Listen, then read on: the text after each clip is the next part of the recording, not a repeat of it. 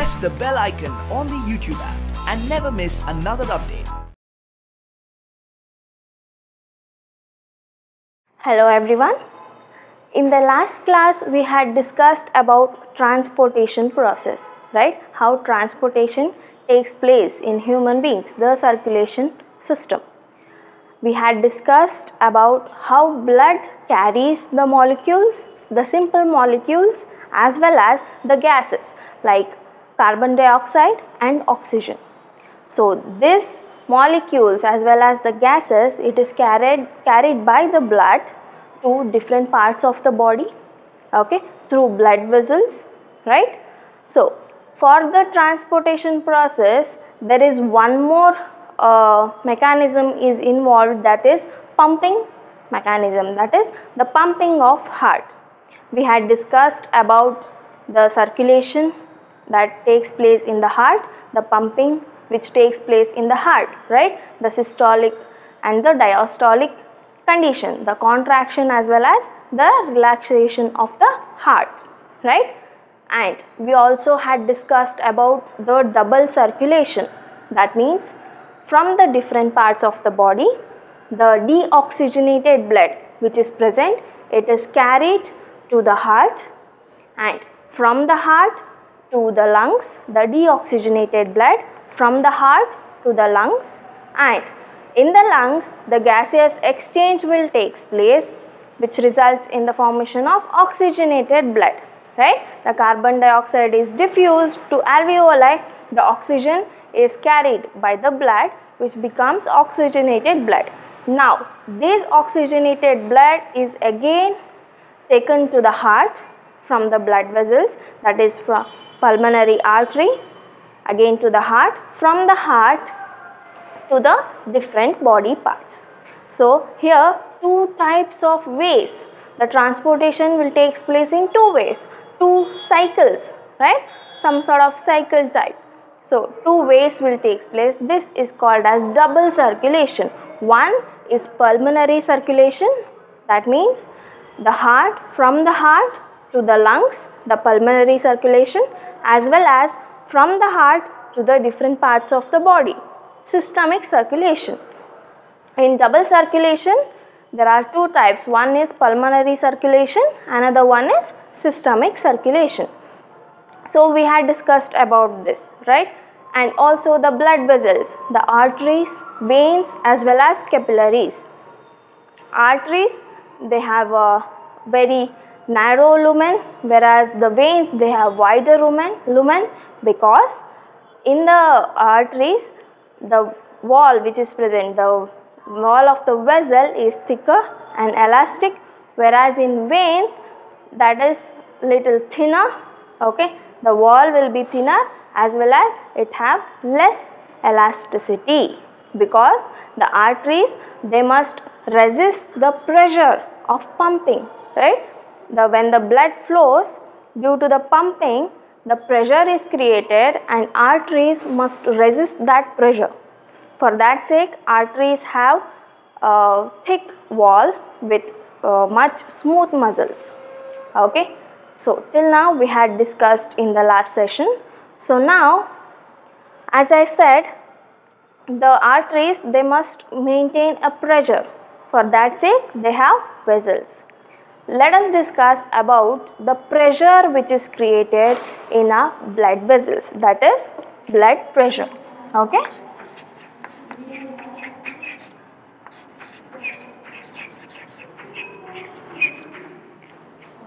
So what is this blood pressure? So if you consider the word blood pressure, that is BP. I think you all have heard about this, right? BP, no BP, be happy. That is somewhat saying, right? So here blood pressure is the force that exerts against the wall of the blood vessels, okay.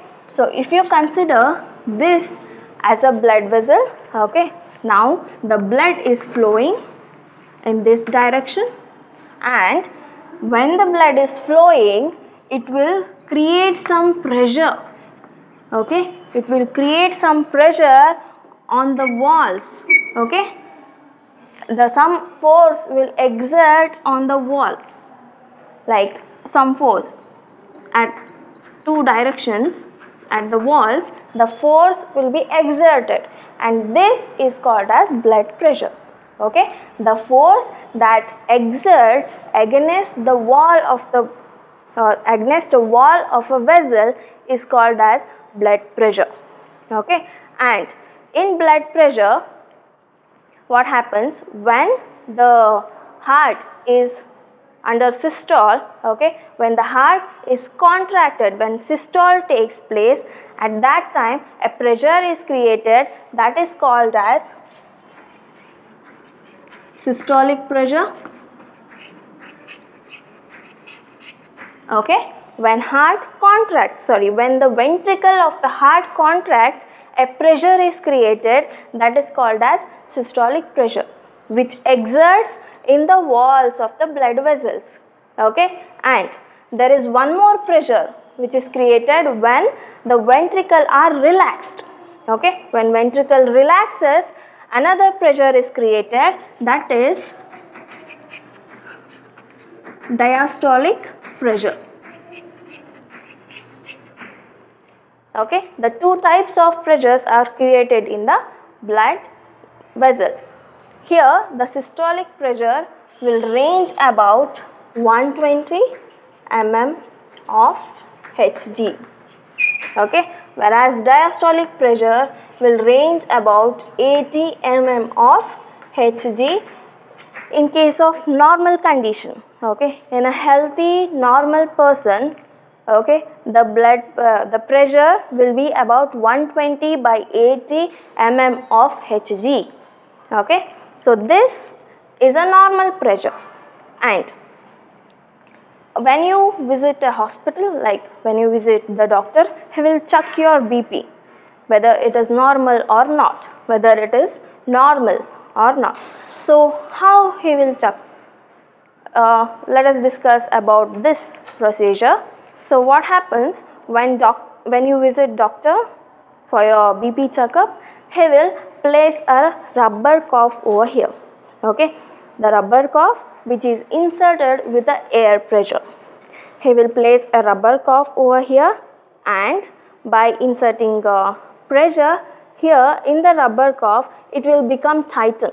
Okay, so here the rubber cuff, it will become tightened, and a pressure will be created which is more than the systolic pressure, that is 120 mm of Hg. So it will be more than systolic pressure. So when it becomes tightened, when it is more of systolic pressure, okay, at that time he will place a stethoscope near your artery. As we all know, our hand it has an artery, and where the blood will be running, the blood will be flowing, right? So when he places a rubber cuff, the blood flow will stop over here. Okay, when it is tightened, the blood flow will stop, and that time doctor will place a stethoscope to the artery so that they can absorb the vibration which is created during pressure. Okay, and slowly they will release the rubber cuff. Okay, slowly they will release the rubber cuff.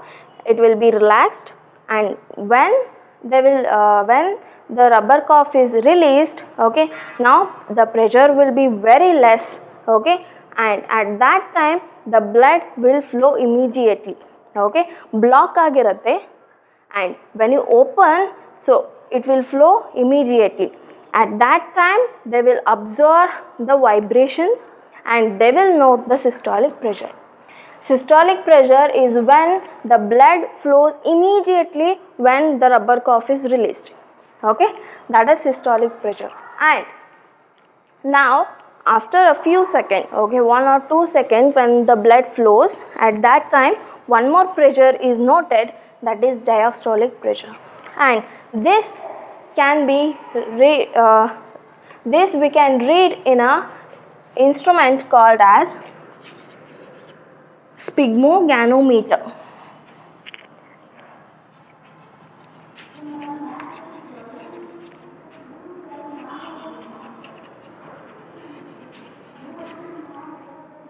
So it is sphygmomanometer. Okay, sphygmomanometer. So it is the instrument through which we can read the pressure. Okay, so in this we have a reading which has two columns like 100 or else yes, okay, 80, 100, 120, 140, 160, 180, and that is the systolic pressure at one side, and another side diastolic pressure like 60, 80, 100, 120, 40, like this. One is systolic pressure. In the normal it will range about 120 mm per Hg, whereas in diastolic pressure will range about 80 mm per Hg. Okay, and this is the procedure where the blood pressure can be checked. And I think you all heard about high BP, right? Hypertension, or else the patient is diagnosed with a high BP, hypertension. So it is when the blood vessels become contracted. Okay, the blood vessels will become contracted, so that here the blood vessels will become constricted, contracted as well as constricted. So that means it will become very like here the blood vessels will become contracted. That means the blood flow will be very sharp, the flow will be very fast, because the area will become constricted. Okay, and that time what happens there, in case it is not diagnosed or else treated properly, the blood vessels may become rupture, or else the internal bleeding may take place. Okay, for that sake the patient must be diagnosed as well as treated for hypertension. Okay, that's why there is a saying that stay calm, okay, don't worry, no BP, so be happy, right? So this was all about the blood pressure. So now think that in our system, in the transport system, there are blood vessels, heart is involved, lungs are involved, right? So in the blood vessels there is a network, arteries, veins, capillaries, there is a network, and in case if there is a leakage or else if there is a damage in the blood vessels, then what's going to happen?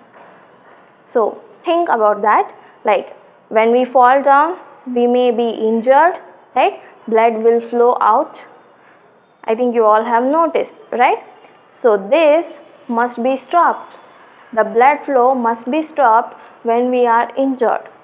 If the blood flow will not stop, then it will lead to the flow of, that means it will lead to the less pressure which is created in the blood flow, right? The blood flow will maintain a constant pressure, and when the blood is flowing out of the vessel, like when we are injured, when the blood is flowing out of the vessel, that time the pressure will be very less, which will lead to the inefficiency of pumping of heart. So heart will not pump properly, right? For that sake the flow of blood or else the leakage of blood must be stopped. For that sake blood has platelets. Okay,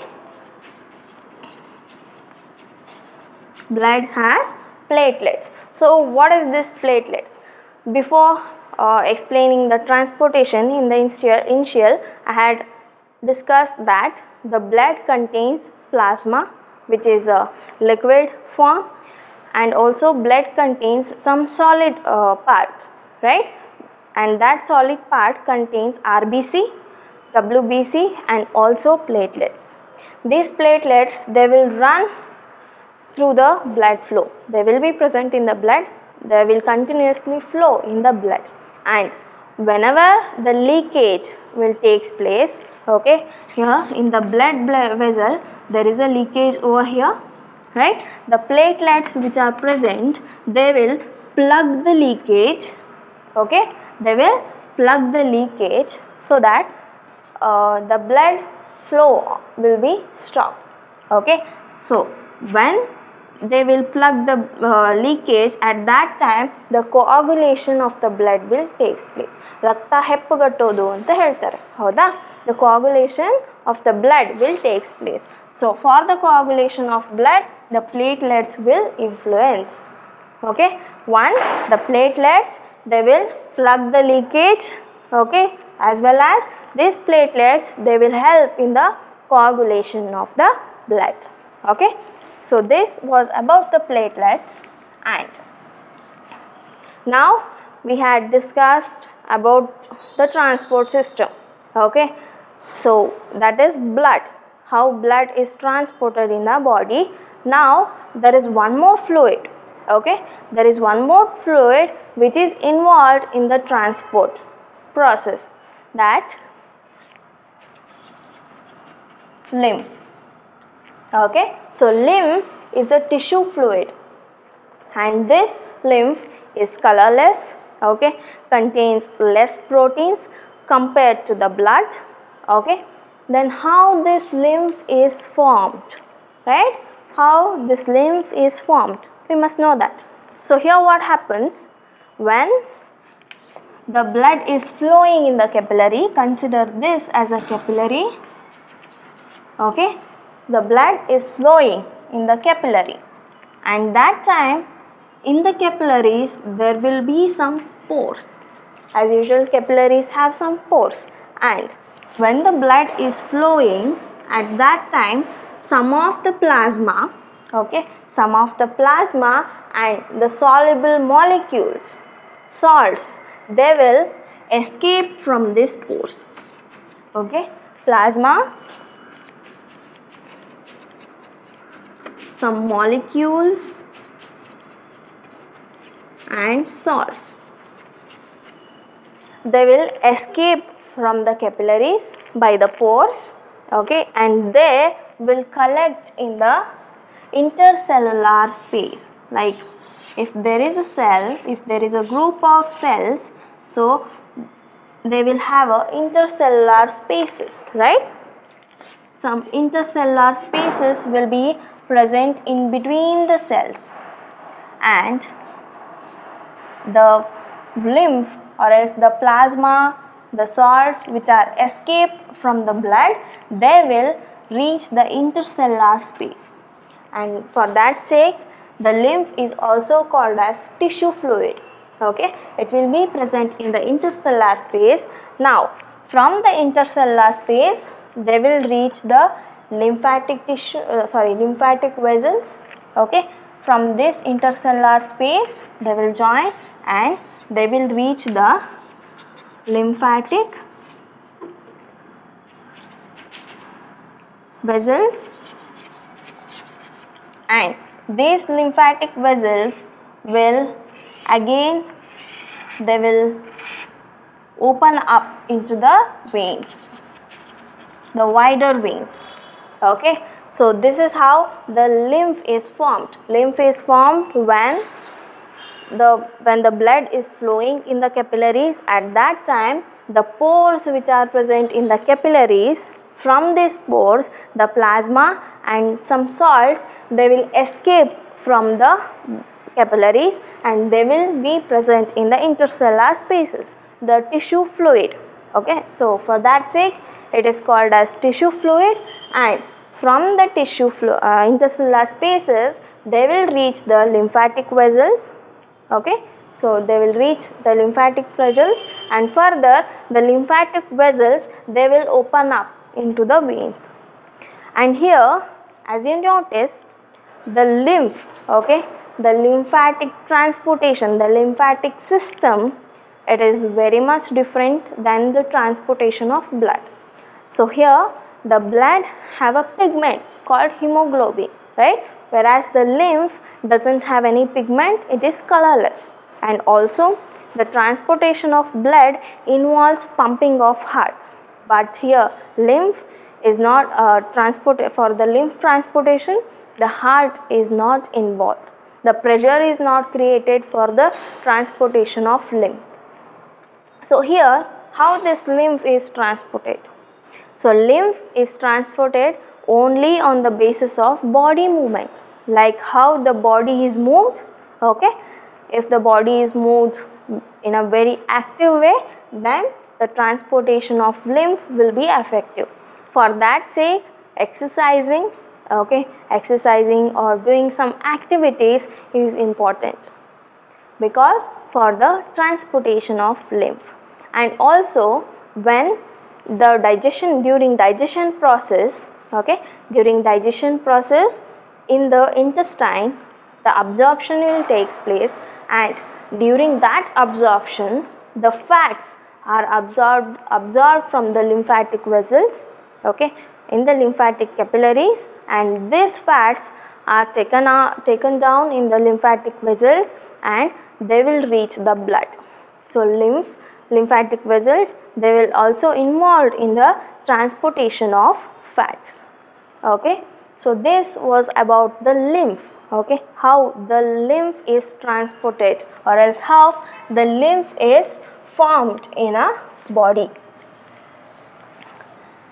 So this was about the transportation which takes place in the human body, like the blood and as well as the lymph, how it is transported. Till now we had discussed about heart, the double circulation, vessels, the platelets, the lymph, right? We had discussed. Now let us discuss about how plants transport the molecules as well as water, right?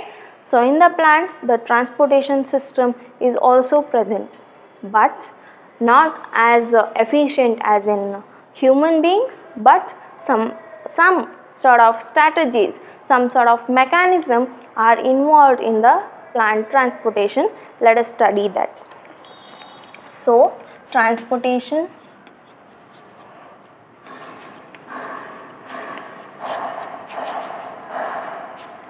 in plants.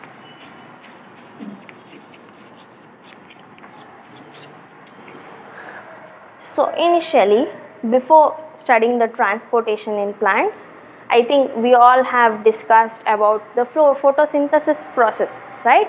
How the photosynthesis will take place. I think if you all have remembered that. So in photosynthesis, what happens? The plants, they will use inorganic carbon source and also water in the presence of sunlight and chlorophyll,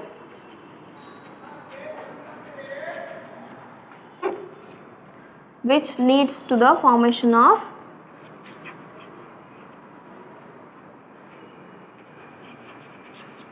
glucose, right?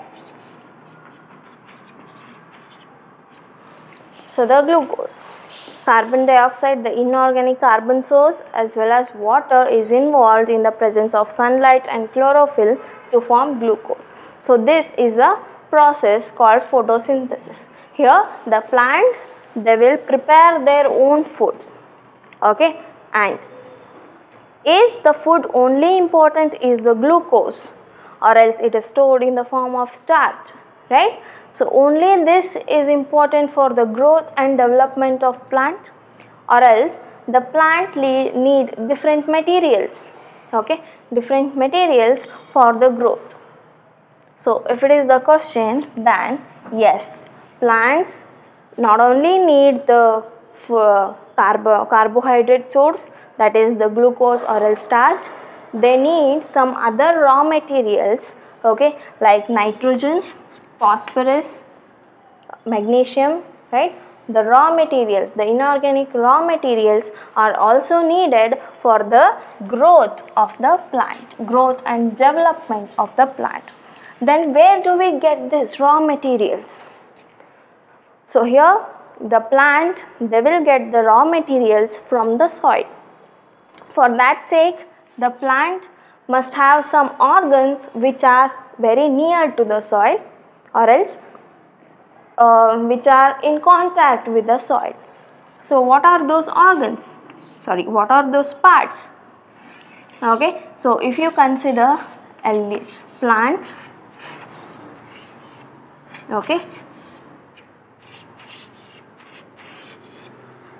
so a plant and the roots will be present, the soil, right? So which part of the plant is in contact with the soil? They are roots. Roots are contacted with the soil, so that from the soil the water as well as the raw materials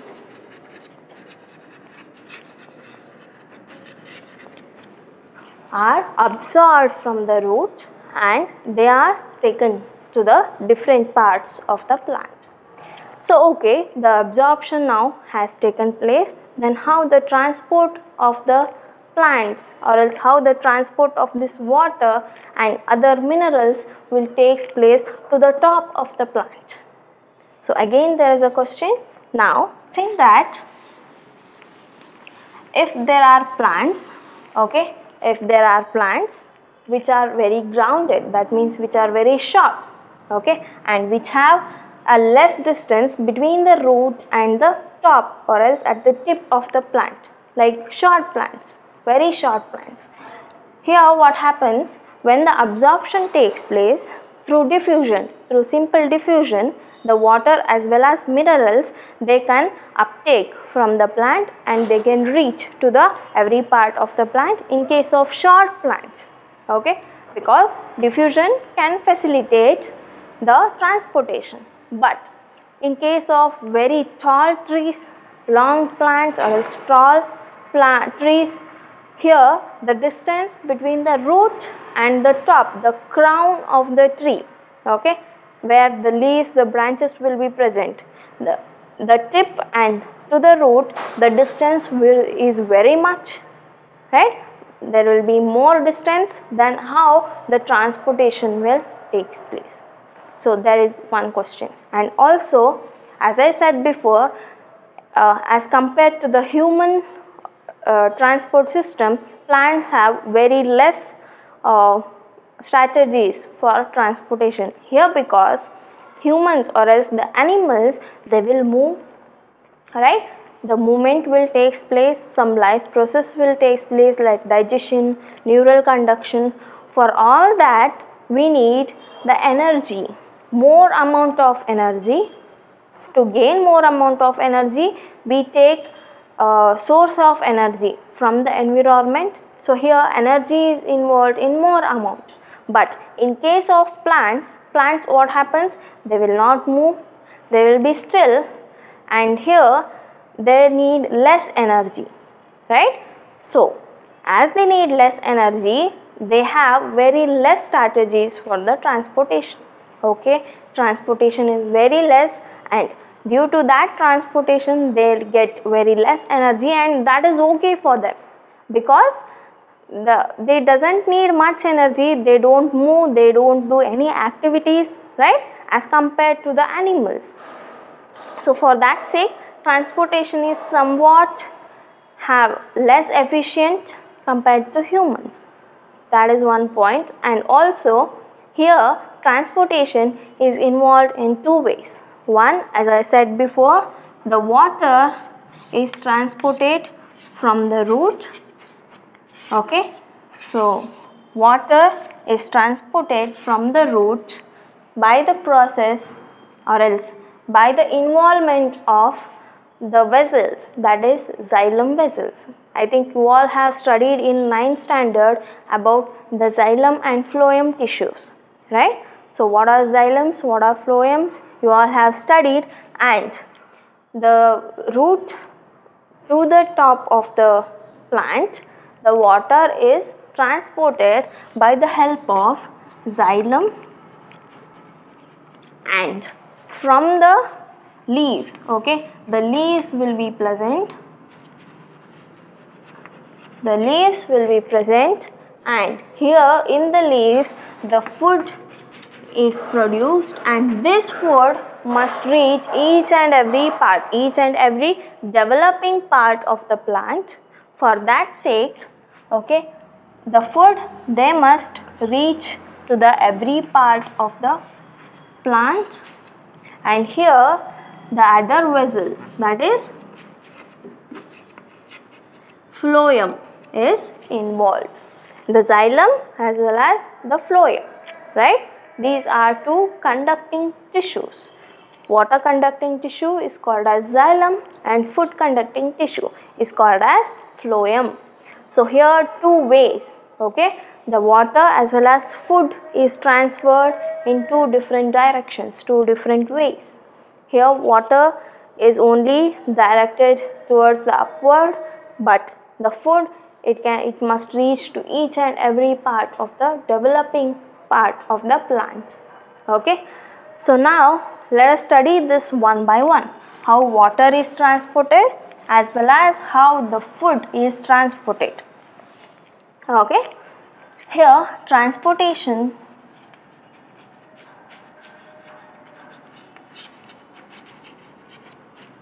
of water.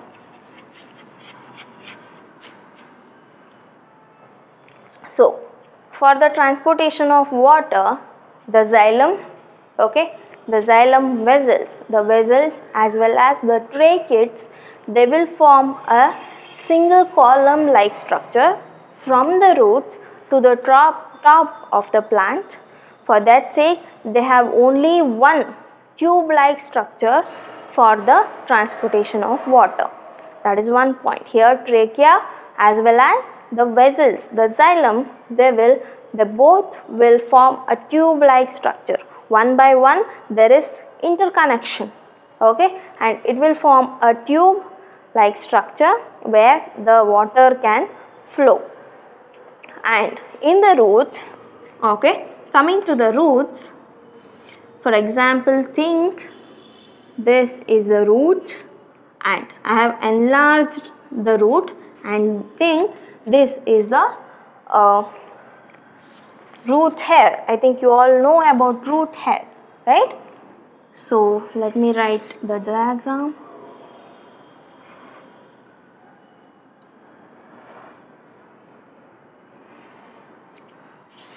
So think it is the root hair, okay, and here the soil, the outer source is soil, and in the soil the ions will be present, okay, the ions will be present in the soil, and now the root, they will absorb the ions, okay, through osmosis process, okay. Here the root hairs, they will absorb the ion, the diffusion will take place, and now the more pressure is created. Osmotic pressure is created in the root hair. Now this osmotic pressure must be balanced, right? So at that time what happens? The water will enter the root hair, and from the root hair, when the water is entered, now the solution will be balanced, and from the root hair again to the different cells, think there are different, the cells will be present, okay, and the vessel, the xylem vessel will be present adjacent to the cells. Now from the root hair there are some cells, and also the xylem vessel is beside that. Now here, as the ions are diffused, okay, osmotic pressure is created, and due to the osmotic pressure the water will enter to the process called osmosis, right? So here what is osmosis again? Osmosis, it is the movement of the solvent, okay, the movement of the solvent through semi-permeable membrane from the less concentration to the low concentration solution, okay. Here from the less concentration to the high concentration solution. So the solvent, that is the water, will move from less to high so that it can balance the solution. So here the water will enter into the root hair. Now again the osmotic pressure is created, osmosis, by the diffusion the ions, they will move to the adjacent cells. Again the osmotic pressure is created and the water will move to the cells, and from the cells the ions will move to the vessels, and from the when the ions are moved to the vessels, here again osmotic pressure is created and water will enter the vessel, the xylem vessel. That is in case of root pressure. Here it is the root pressure. Here what happens? Due to the osmosis, by the process called osmosis, and due to the osmotic pressure, the water will enter from the root hair to the vessels. And also the vessels, the xylem vessels are at the periphery of the root. If you consider this as the root, the xylem, they will be at the periphery, at the side of the root, at the side wall of the root. Okay. So this is the root pressure. Okay. Now by the diffusion, the water will enter the vessel, the xylem vessel. But is only the diffusion or else the osmosis process, is it sufficient for the plant to transport to the top of the plant?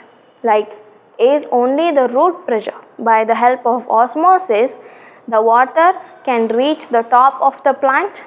Is that only sufficient? No, right? So here the plants, they will involve one more strategy. One is root pressure, where the water enters from the soil to the xylem vessel at the roots, that is initial. As well as with that, another strategy is involved, that is called as transpiration pull.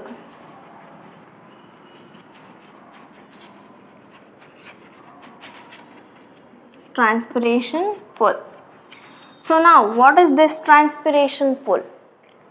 Right? So I think during explaining the photosynthesis, during nutrition process, while explaining the photosynthesis, I had said about the stomata and also transpiration process. So in leaves what happens? Okay. So if you consider a leaf, right? Leaf have different venations, parallel venation as well as the reticulate venation, right? So think these are venation, like network like venations, and with that the stomata will be present, the pores, stomatal pores will be present in the leaves, and here transpiration process will take place, that is the loss of water.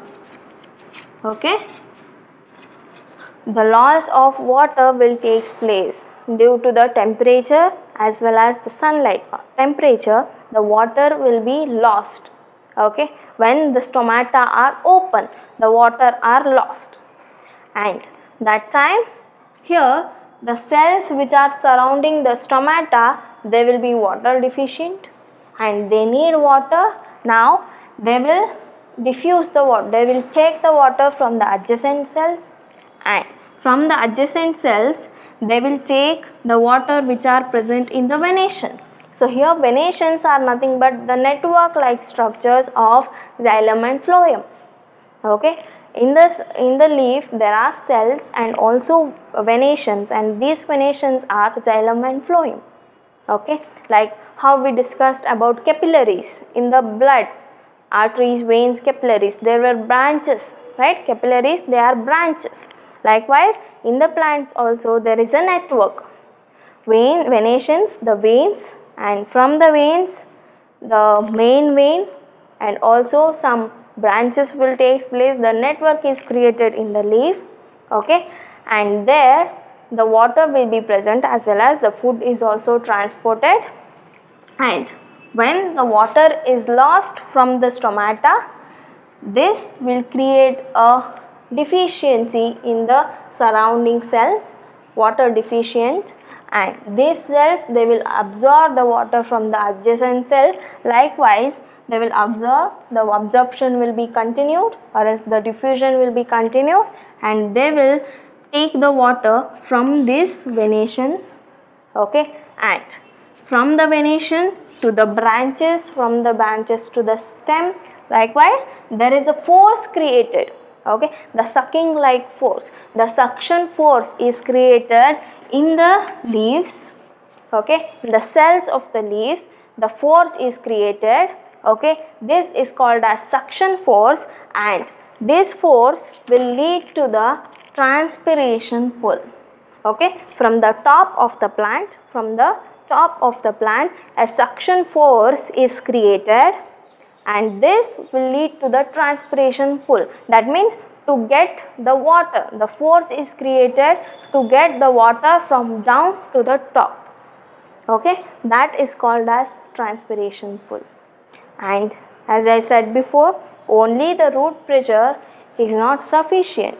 The transpiration pull is also involved. And during the night time, as you observe, night time the stomata will be closed, the water is not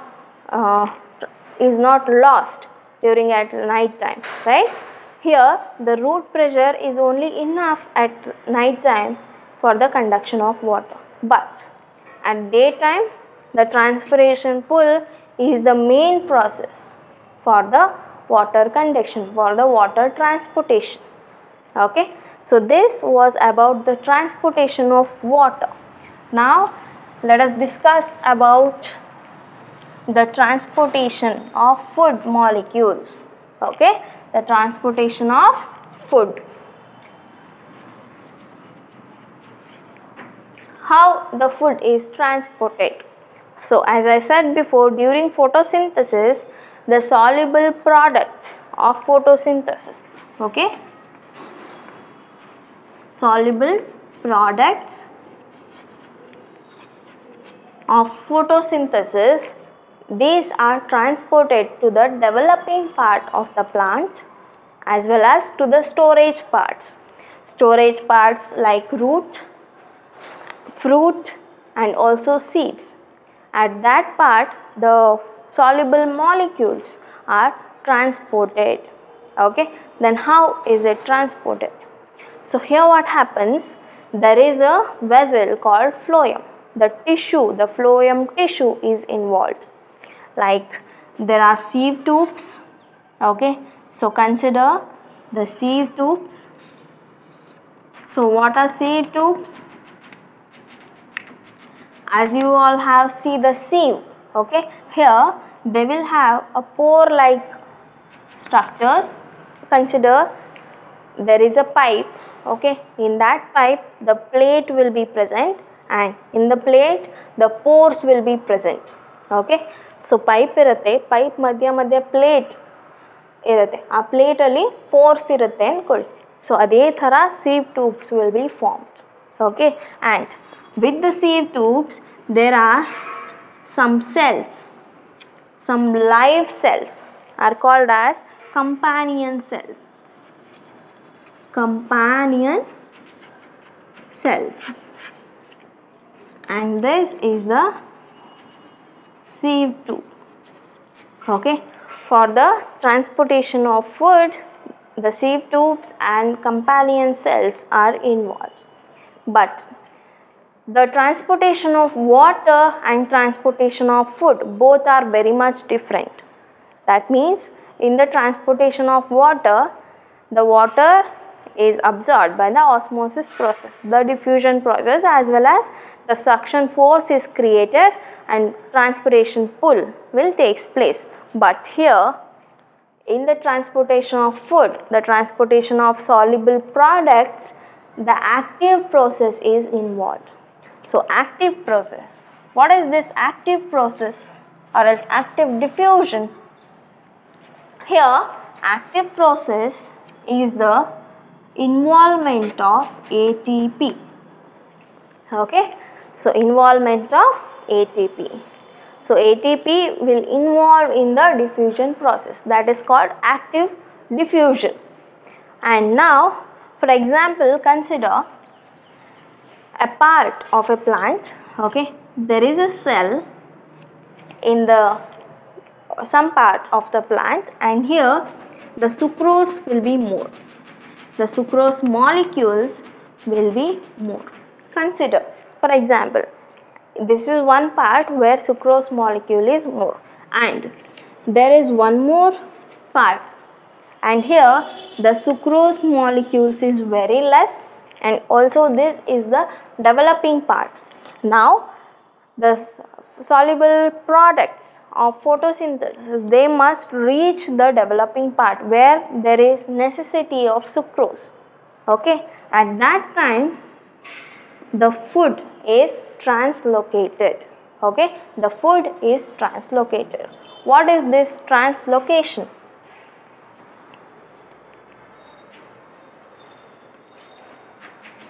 So what is this translocation? So here, transport of soluble products of photosynthesis.